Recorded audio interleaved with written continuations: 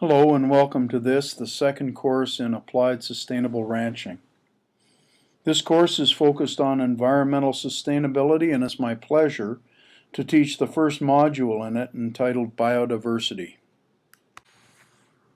Okay, so we're almost there. We've got down to discussing the challenges that ranching faces regarding biodiversity, and we're down to the very last bit. And I'm going to take a break for a second and we'll come back. So as I promised, the last part of this is perhaps in some ways the most important, because what it deals with is a controversy that's existed in the literature and in the popular press and in face-to-face meetings between proponents and opponents on the issue of whether or not ranching is an environmentally sustainable activity for many years.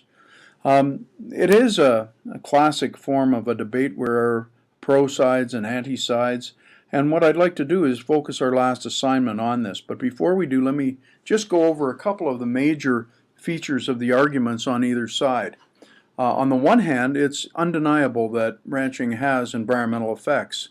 We have cattle on range, and when predators threaten our ability to have a livelihood, there are control measures that are taking place that sometimes take out actions of a top predator community that is one of the charismatic features of our landscape: wolves and grizzly bears and other things. And so the control of predators clearly is something that has an effect on the environment. Dead bodies of animals don't get left lying in the fields like they did when prior to human colonization of this area. Large bison numbers would accumulate and the nutrients would flow back through the ecosystem into the plant community and then rejuvenated into other ungulates and other species. So again, we've definitely changed that by virtue of sending our cattle to market. We have fragmented habitats in a variety of different ways. So roads and other sorts of constructions, fencing and other things has had an effect on altering the movement patterns of animals. And you don't go no further than grizzly bears to see the fact that they avoid roads, especially female grizzly bears, during most seasons of the year that they're active. Our activities also bring into our countryside invasive weeds, foreign species, the seeds of which get caught up in our tires of vehicles and other, even our shoes.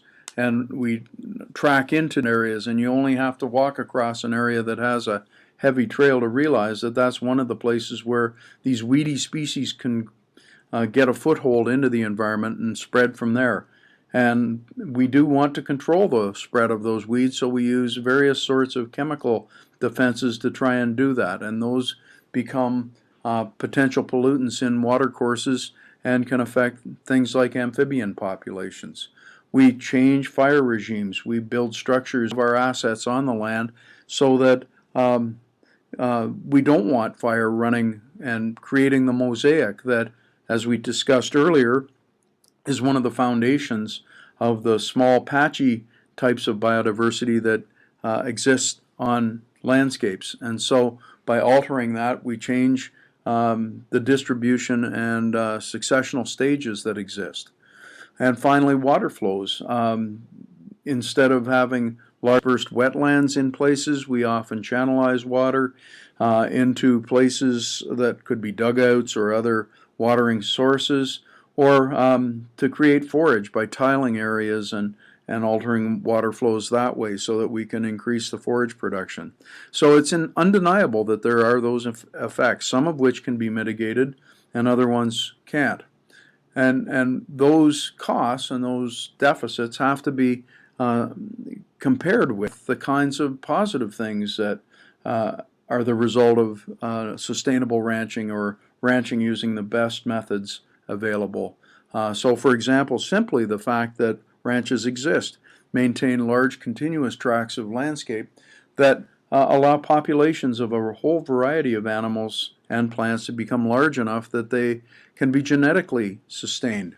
that there is enough variation in them that there can be the opportunities for action to occur.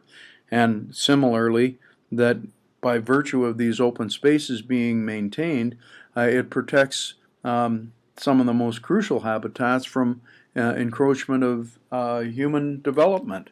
And so the concept of land uses that, especially in the valley bottoms, where, as it turns out, the focus of urbanization and transportation corridors and everything else occurs, also the place where most of those endangered species live. So by maintaining these open habitats and large stretches of land, we actually provide homes for a large number of those species that are the ones that are on the endangered species and species at risk lists. Finally, the idea of being able to manage fire. We could use it as a positive tool to be able to create different successional stages and mosaics that might enhance biodiversity. And early, by being able to avoid the detrimental consequences of floods, or being able to relieve the consequences of some of the droughts that may happen by diverting water courses, gives us a handle on being able to better manage our resources.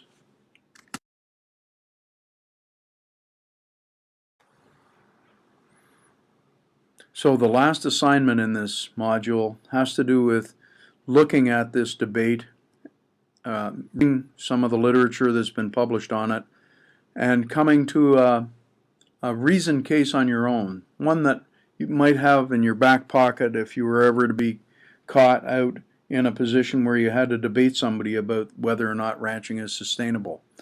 I want you to read two articles. One you've already read in the context of ecosystem services, but I'd like you to read two articles and to produce a 4-paragraph, no more than 2-page essay that is in the form of a persuasive essay, the guidelines for which are on the Moodle site, and to be able to look at, in a reasoned way, the issues on the pro and the anti side and come to some conclusion.